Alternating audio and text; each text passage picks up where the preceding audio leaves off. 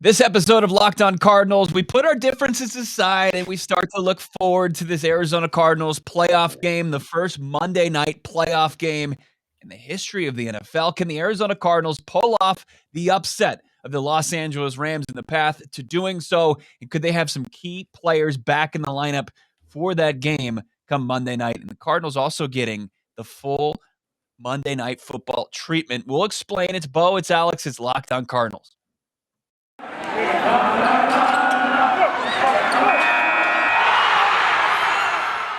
You are Locked On Cardinals, your daily Arizona Cardinals podcast. Part of the Locked On Podcast Network. Your team every day.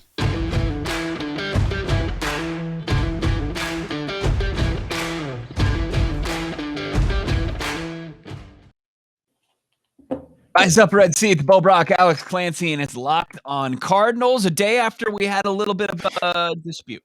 Yeah, we threw down. Didn't expect it to happen. The emotions got the best of Alex, and it was just the ramblings of a madman on Tuesday's episode of Locked On Cardinals. But look, that's what you get from this podcast. That's what you get. You get two kind of contrasting opinions about this team that everybody likes to follow, and we both want them to succeed, no doubt about it.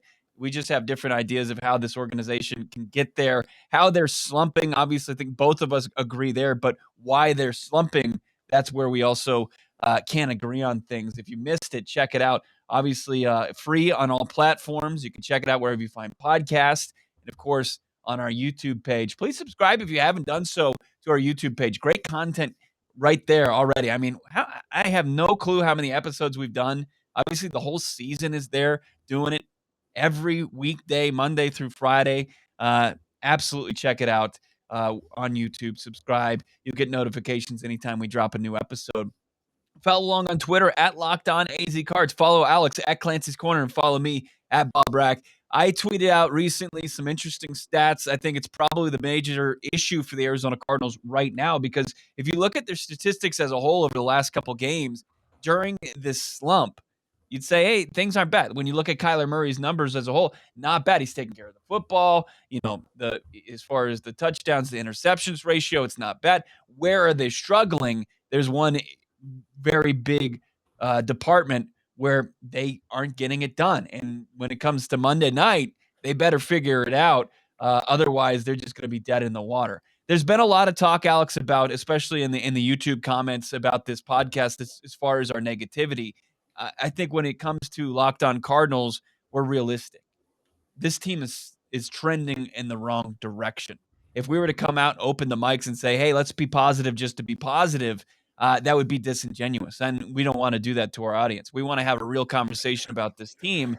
And regardless of who we feel like the blame is on, this team still, it's won once in its last 5 games. Yeah.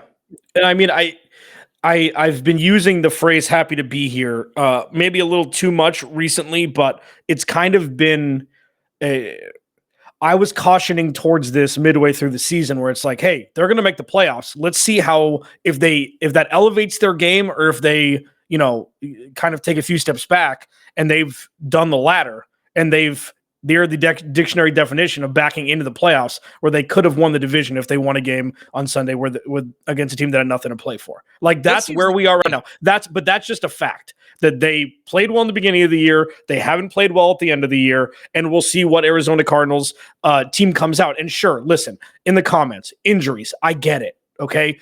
Everybody's injured. DeAndre Hopkins, like this is actually, I was arguing with people early in the year that he wasn't getting a lot of targets. Like, aside from being a decoy, DeAndre Hopkins has never been the focal point of this offense this whole year. It's been James Conner. Like, if you had to pick one of the two, the offense runs through James Conner, which is obviously easier when you're a running back. You get the ball handed off and not having to run routes as much. But injuries happen to everybody, and players have not stepped up as of the last handful of weeks, but it's a mindset thing also. And I think that part of this has to do with the fact that they saw playoffs and took their foot off the gas. Well, I mean, I want to take a departure from for sure. Why, but let's just use this analogy as a student. If you're a student and you have failed your last 4 out of 5 tests, and you have a big test on the way, the confidence level from the parents, the teacher, the student probably has all the confidence in the world in himself that he's going to be able to figure this out. But if you were just going to go off just performance, you failed 4 times out of the last 5 attempts. And then you can start to look at, is it studying habits? Is it comprehension? Is it the teacher? Is it the student? Is it the parents? You can look at all of that. But regardless, we're not going to sit here and say, oh, big test on the way. It's crucial. You got to pass to pass. They're just going to pass. They're just going to get it done. Now, the Arizona Cardinals won 11 games this season. There was a ton of success. There was the most success that this organization has seen since 2015. There's no doubt about it. As a whole, overall, as this organization goes, you say, hey, job well done. You defied the odds. You defied what people said about you before the season began, where you were the favorite to finish last in this division. You finished second. You had the opportunity into the regular season finale to win the division title, and you fell short. Sure, that's disappointing, but overall, success. You won 11 games. You're in the big dance. Kyler Murray missed 3 games, but still a pretty solid season from the third-year quarterback. So, and I think that Cliff Kingsbury, as far as the play calling, it took steps forward. Regardless of what you say about the last 6 games, it took steps forward as far as what we wanted to see from this team. But now, listen. Yeah. I'm going to stop you right there really quick before we move on. You were the one in the middle of the season that said expectations have changed. So now we're kind of regressing back to where the season started, where if you said they would win 11 games, skippity-doo-dah, rainbows, butterflies coming out of your keister. Like, I get that, but with the changed expectations mid-season, when they started 10-2, it's like you can't have both. It's, are you happy to be here with the 11 wins? Because the happy to be here thing is when the season started. If I told you 11 wins, kumbaya, for sure, right, across the board. But how it happened with the renewed expectations mid-season, that's where I'm kind of seeing the disconnect. Sure. That's and I'll completely, here's the context of that. I said that if you're an Arizona Cardinals fan, if you're any part, if you follow this organization in any walk of life, if you're part of it, if you're a fan, if you're just watching and you like to watch the Cardinals play football, the expectations absolutely should have risen because of what you saw this team is capable of early in this season. And with that, it should raise the expectations to, if this team isn't competing in the NFC Championship game, you have every right to be disappointed. Because even with the injuries to DeAndre Hopkins, and we'll see what happens with J.J. Watt, and we're going to talk about that here in the next few minutes. But even with them not being available during the stretch run, you should absolutely be completely disgusted with how things ended. You should be disappointed. Now, but overall, it's not a failure. That's the way I see this. And that's the way and you can go back to that podcast as far as what the new expectations should be, because this team showed it's fully capable of contending with any team in the league, and anything short of just winning football games with this group is a disappointment because of what they proved. Because to me, it wasn't a fluke. It wasn't they were just getting lucky and they're riding the coattails of a talented quarterback in Kyler Murray. That certainly played into a lot of the success. But overall, as far as how this team has trended in the wrong direction, it comes down to, on the team as a whole, why they're not performing where they were at the beginning of the season. And everybody has the right to be disappointed at this point. It's not like, as I said, as you mentioned, with rainbows and butterflies. Like, no, like nobody's feeling that. And I don't think I hope none of our listeners are like, well, it doesn't mean you can't believe in this team. You should. If they fall short on Monday night, you should be disappointed. But as a whole, I don't think it's not a failure. It's a success as far as what this organization's been able to accomplish and where they came from in just a few short years from 2018. I mean, look at the Giants. The Giants haven't been a winning team at any point in the season for 5 straight years. That is absolutely just disgusting. I'm not going to say, hey, it's perfect. This is how I wanted things to end. And we'll just brush it off as a success and move forward. Sure. And we're going long here a little bit, and we'll go into more micro stuff that we're going to talk about for the rest of the pod and throughout the rest of the week. But there's 2 different schools of thought that are bashing against each other. 1, this isn't 2018, be happy. 2, it's a lifetime achievement of Cliff Kingsbury coming up short. Those are the two things that are fighting against each other.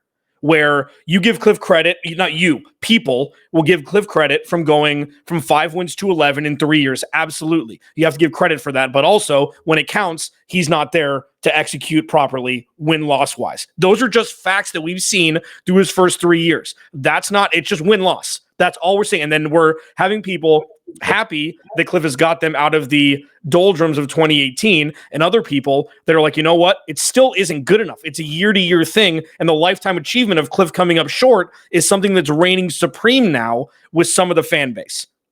I think those are the two things that are just, that's the debate. It's, are you happy now, or are you looking at the full grand scheme where some people think he should have been gone after last year, but look at what he's done this year. It's still not good enough. I think those are the conversations that are intertwining with each other, just different time parallels.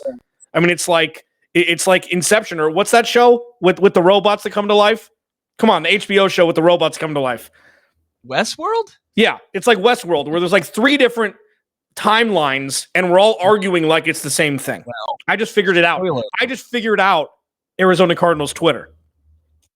I guess it's a brutal place to be, regardless of where you stand as far as the Cardinals Twitter. It's tough right now. There is great conversation though at Locked On Cardinals, at Clancy Corner, at Bob Brack. We'll get into the big issue for the Arizona Cardinals, in my opinion, and also J.J. Watt, the potential of him playing against the Los Angeles Rams. That of course coming up, but it is a new year.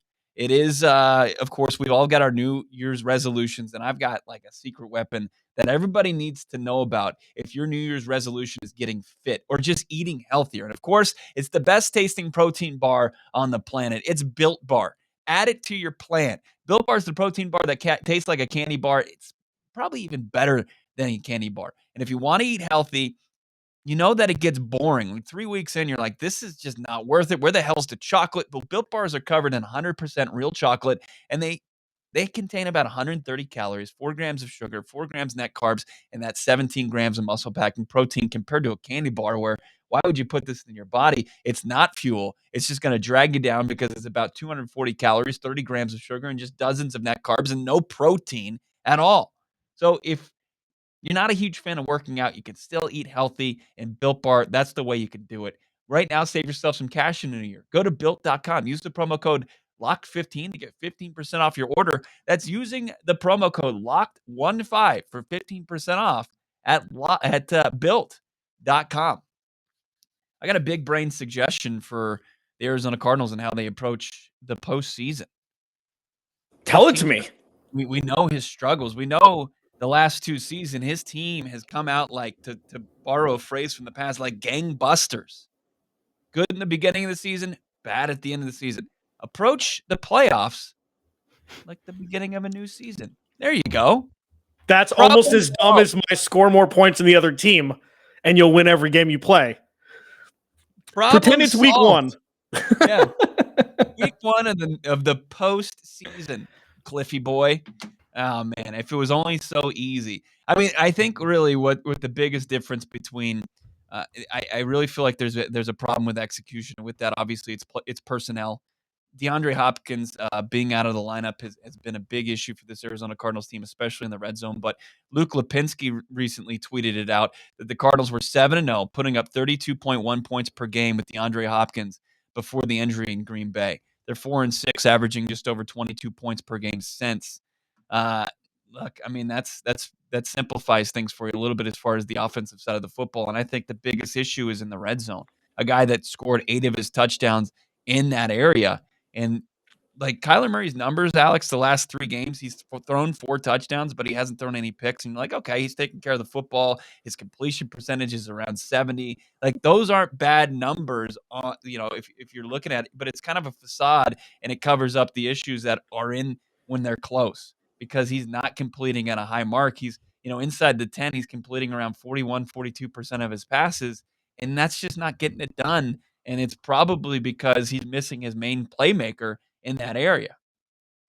Yeah, and also because they focus on the run so much in the red zone, those things are kind of skewed a little bit also. That James Conner's been the golden goose when it comes to that area. But yeah, I mean, DeAndre Hopkins is an interesting case study, I guess, since he's come to the Cardinals, where he had a massive target share in the first year and then, it dwindled this year. It's just like, are they using him too much as a decoy? Do he and Kyler Murray not like it?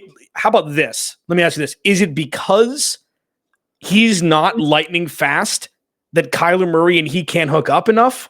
Like, Kyler Murray, obviously, on 3rd and 5 or shorter, throws the ball down the field. That's what they do. That's what they do. And that's all they do, it seems like. It's go route, it's slot fades, it's whatever it is, down the sideline.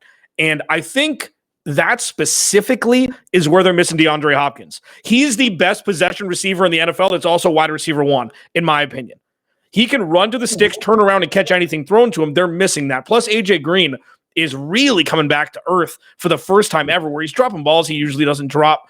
I don't know. Like, DeAndre Hopkins is an interesting case study because their offense was humming when he was on the field, even though he wasn't producing the numbers we'd come to expect from him, because he has to have a spy somewhere that's taken that player away from the rest of the field where other players can perform. So I don't know. It's really an anomaly. Yeah, if you follow the statistics, if you follow the last few games, you should be very skeptical as far as the Cardinals' ability to fix the problem in the red zone. But I do have a couple ideas of my own as far as how they could remedy their issues in the red zone. But as far as what you're saying, he is a solid possession receiver in the red zone, especially the caliber of DeAndre Hopkins, who rarely ever drops the football, is a weapon that doesn't just grow on trees. Like, you just can't find it. You can put Antoine Wesley in there if you want to, but he's not going to produce you the same results. Same thing goes for AJ Green. Same thing goes for Christian Kirk. But when you look at things and where they struggle, and I want to also answer what you were talking about as far as the 3rd and short situations and why he wouldn't look DeAndre Hopkins' way. But in the red zone, AJ Green, Kyler Murray's 4 for 14 targeting AJ Green. And a lot of it's, fade routes, which if you looked at numbers, there was a case against the fade years ago. It was like a very low percentage play with whoever you were throwing to. It was like 33% completion percentage. It's just not good. And we've got AJ Green, who lacks the ability to get separation any longer. He's not as athletic as he once was. Unfortunately, I don't know why Kyler continues to target him in that area. When you look at a guy like Christian Kirk, who he catches 6 of his 8 red zone targets, and he's got 3 touchdowns. And if you look at him the previous season, he was 9 for 14 in catching targets thrown his way for 4 touchdowns. And they've gotten away from Christian Kirk. And I know you hate it, but it's like, it's almost a necessary evil, like, to get cute, because Christian Kirk is the guy that you could get cute with as far as, little touch passes or shovel passes or throws behind, because he's so good in space. I don't know why they haven't tried to do that, or even just try to get separation in the end zone. I just think he's a better option than AJ Green. Just don't even look AJ Green's way. Yeah. And here's the thing. And like, I've texted with Peter Bukowski, host of Locked On Packers and Locked On Today. He's one of our favorites here, like, about Devontae Adams. Yeah. If Devontae Adams can get open on the goal line whenever he wants, it's a play calling and route running thing. He is always open. It's the one play. Seriously, one play. He goes in motion. It's a fake handoff to him, and he's wide open on the other side of the field every single time for a touchdown. And it's just like, if you need a kind of like a snap back to reality of, it's hard to get wide receiver ones open in the red zone. No, it's not. And it's a scheme thing. And you're right. Christian Kirk, like, he's electric. So maybe I'm giving Christian Kirk too much flack when he's not getting the opportunities as the first option on in a route tree in a play. Maybe he's not. Maybe like, I don't know why he's not in the slot more. Like, I don't know why he's not. I just don't get it. And this could be Kyler. And what was the stat you put out about his intermediate passing? Didn't you tweet out a stat about that also? No, it was more about the red zone. I was going to look into that as far as how he's improved from an intermediate passing over. He is getting a lot of balls. He's getting a lot more balls batted down this year, it seems like, than he did last year, because they're trying to keep him in the pocket. Where are the defensive linemen in the pocket? So I don't know. I mean, it's a lot. Yeah. Like, you can see, this is very fluid. We don't know what can be fixed. It feels like the Dallas game was like everything was clicking against a good defense, and then we've completely regressed back to the Detroit game even. Yeah, and it comes down to pressure and keeping Kyler Murray, where he can make plays. And when you looked at also the Seattle game and on the other side of things and how Russell Wilson was able to extend plays, and he was doing it in a difference from Kyler Murray, where Kyler Murray was taking sacks and making negative plays, where Russell Wilson was just finding open players. Uh, the red zone, it comes down to come Monday night. We don't know the availability of James Conner. He's got the ribs injury, and that would be a big loss for the Cardinals, because that should be your number one move right there, as far as James Conner pounding the rock and keeping it simple as far as play calling. Number two is Kyler Murray's legs, something that we saw last year early, which was it was money in the bank. We haven't seen a lot of it this year. We saw it against Dallas, where he had the rollout and he found Antoine Wesley. Let's see more of that. Antoine Wesley, I think, is 2 for 5 catching targets in the red zone, and both of them are touchdowns. So maybe Antoine Wesley is a guy that you need to look to more. Just get away from AJ Green and Zach Ertz. Obviously, Zach Ertz was a huge red zone target for Colt McCoy. Take from Colt McCoy's playbook, utilize the tight end in the red zone. I know at the end of the game against Seattle, there was a missed opportunity, a missed pass from Kyler Murray that would have hit Ertz for a touchdown in that game. Who knows what they ended up taking the field goal. It's still, you still lose that game by more than enough point. You know what? And before we pivot here, really quick, one more thing. Maybe they need to run the ball 3 times inside the 5. Like they've completely gone away from just if you have Derrick Henry, and I'm not comparing James Conner to Derrick Henry. If you have Derrick Henry or you have Aaron Jones or AJ Dillon with the best quarterback in the NFL now, they still run the ball inside the red zone. They still inside the 5-yard line. It's bully ball. The fastest point between A and B is a straight damn line. So throwing on first down, first of all, it gives more opportunity for holding penalties or false starts, because you have to check at the line. If you can just run the ball up the gut 3 times or run it up twice and run the play action of Kyler Walton into the end zone by the pylon, maybe they need to go back to running the ball more. That's something I don't know. It'll help Kyler. It keeps the defense honest. James Conner is an absolute world beater inside the 5-yard line. He has 4 touchdowns against the Rams this season. He has 2 in each game. I don't know. You hope that he's available. He exited the loss against the Seahawks with a rib injury, which is something that's happened a lot to this team this year. Rodney Hudson, Chase Edmonds. Hopefully Chase Edmonds is available. I think Chase Edmonds actually is just a better back for this offense. Between the 20s, as far as just moving the football, as far as his speed goes. But we'll get more into those conversations. But that's an issue with the Cardinals in the red zone here on Locked On Cardinals, part of your Locked On Podcast Network, your team every day. Thanks for making us your first listen. Bo Brack, Alex Clancy, follow him on Twitter at Clancy's Corner. Follow me at Bob Brack, and of course follow the show at Locked On AZCards. We will talk to somebody from the Rams media about this team that's been struggling. If you look at the Rams the last couple games, they haven't been they struggled to beat a Ravens team without Lamar Jackson. They lost to the 49ers, a team that the Cardinals beat. They got swept by the 49ers this season, the team that the Cardinals beat twice. So, and Matthew Stafford, I'll repeat it again. He's struggling. He's got 8 turnovers in his last 3 games. So, we'll get into the conversation more, hopefully with somebody that's got some insight on this Rams team going forward. This episode, of course, of Locked On Cardinals is brought to you by our friends over at Get Upside. And you're like, what's Get Upside? Well, it's for anybody who buys gas. They need to know about this incredible app. Get Upside. Our listeners are making upwards of 25 cents every gallon of gas every time they fill up. Not upwards. They're making 25 cents for every gallon of gas every time they fill up. They just download the Get Upside app. It's free. The App Store, Google Play. Do it right now. Use the promo code TOUCHDOWN and get a bonus 25 cents per gallon on your first fill up. That's 50 cents cash back. Don't pay full price at the pump anymore. Get cash back using Get Upside. Just download the app for free. Use the promo code TOUCHDOWN. You get 50 cents per gallon cash back on your first tank. Some people who drive a lot are making as much as $300 a month in cash back, and there's no catch. The cash back gets added right to your bank account. You can cash out anytime in your bank account, PayPal, e-gift card for Amazon, other brands. Just download the free Get Upside app. Use the promo code TOUCHDOWN for 50 cents per gallon. Cash back your first tank. That's the code TOUCHDOWN, Alex. BetOnline.ag, the Arizona Cardinals are 4-point dogs going into LA Monday night. We'll see what happens. We'll talk throughout the week about DeAndre Hopkins availability, JJ Watt's availability. If they both come back, what do you think? Half a point difference, maybe.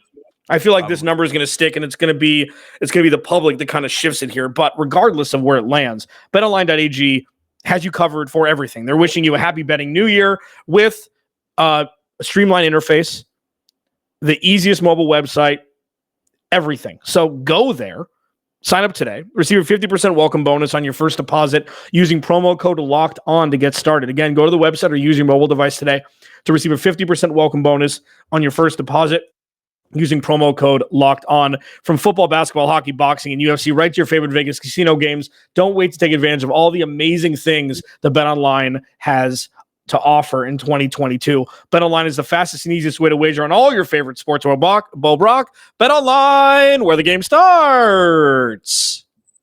Thank you for making Locked On Cardinals your first listen, first watch each and every day. 2022, obviously last year too, huge year for this podcast, a lot of success, and it's all thanks to you, the listener, the viewer out there. Big thanks. If you haven't subscribed to our YouTube channel, please do so.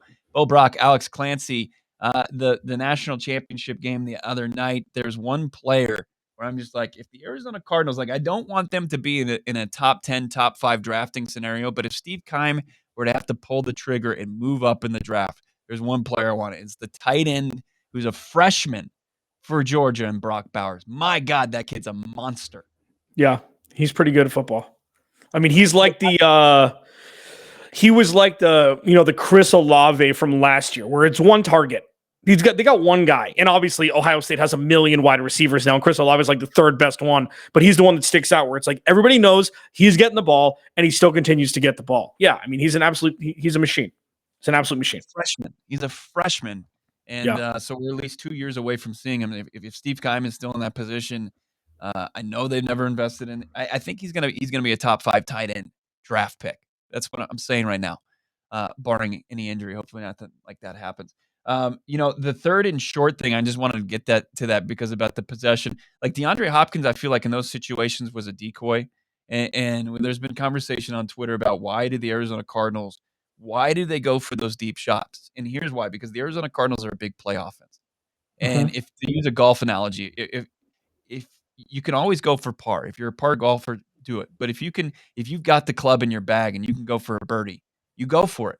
And 3rd and 1, 3rd and 2, 3rd and 3, those offer opportunities from the opposing defense for great looks from your offense to set up one-on-one high probability matchups that the Arizona Cardinals haven't been executing. That's the big difference between, them, the success that they had early in the season and what they're lacking right now. And, a guy like DeAndre Hopkins would play a decoy because he'd be underneath on those.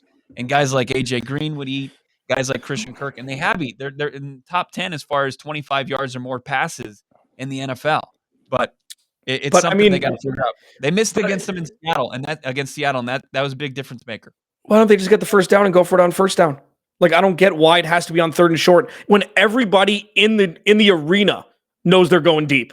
Like, at this point, it's like every 3rd and 2 or 3rd and 3, they're going deep. It's no more running the ball up the gut. It's go for it in 3rd and 2, 4th down, run it up the gut with James Conner. It's like, if I'm noticing it, the big idiot that I am, if I'm noticing it, how is our other defensive coordinators are paid millions of dollars to do their job not noticing it? It's 2 guys on the outside, or 1 guy in the slot, 1 guy on the outside, a go route and a fade, and that's the 3rd down offense. It doesn't have to be low percentage. Get a first down, move the chains, slow and steady. We did this with the no risk and no biscuit, and it didn't work until he got Tom Brady. Like it didn't really land until he got Tom Brady. The problem is it has worked. I mean, Kyler Murray, despite missing 3 games, had more big play passes than Josh Allen, Justin Herbert, Dak Prescott. And, it's been there. But look, recent history, it hasn't worked. Right. Look at your last game. It hasn't worked. At some point, you got to find a happy middle.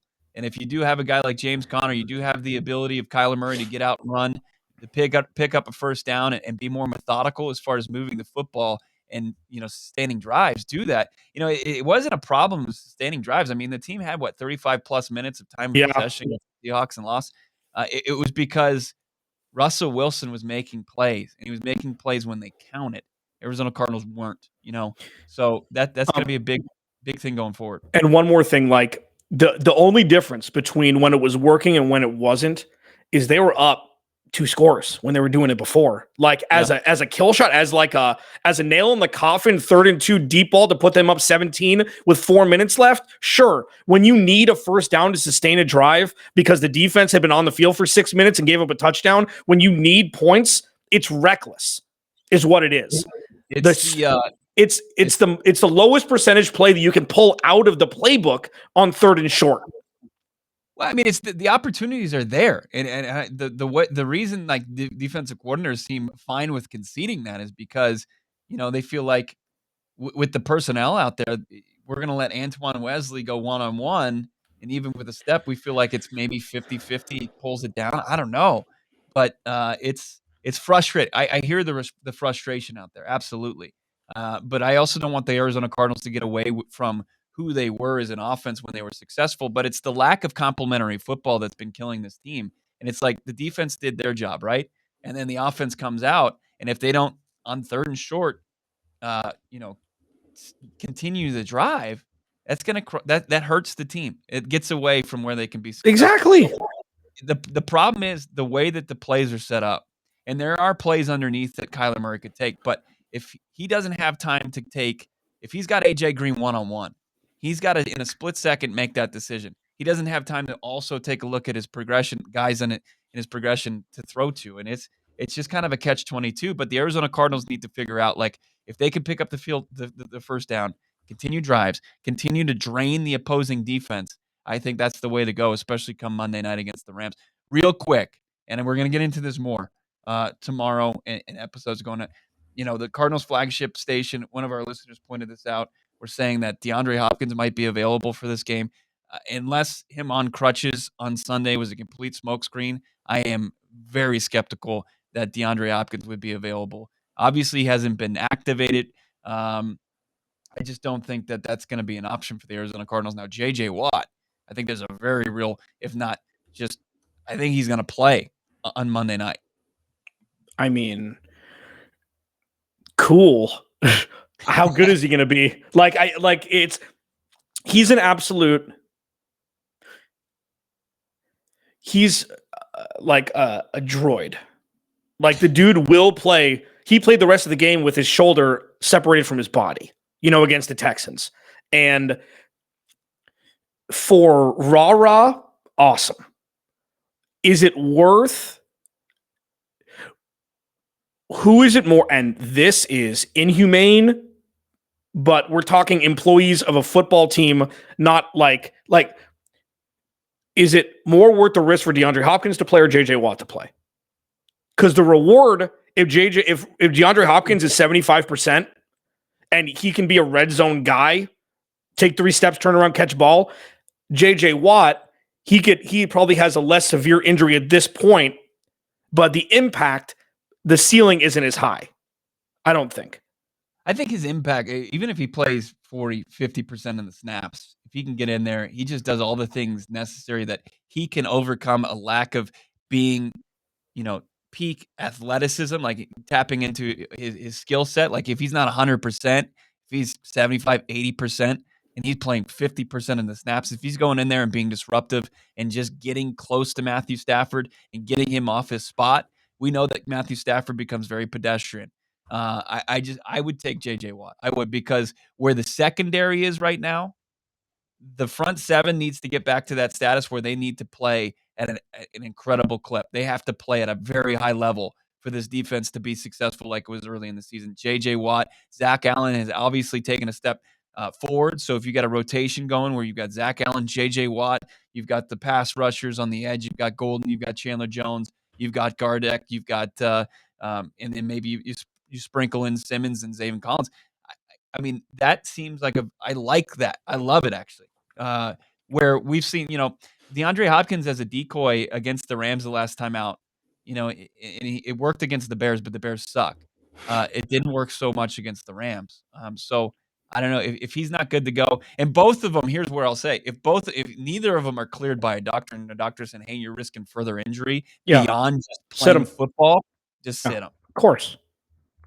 Yeah, obviously. Because, I mean, football's never more important than long-term health.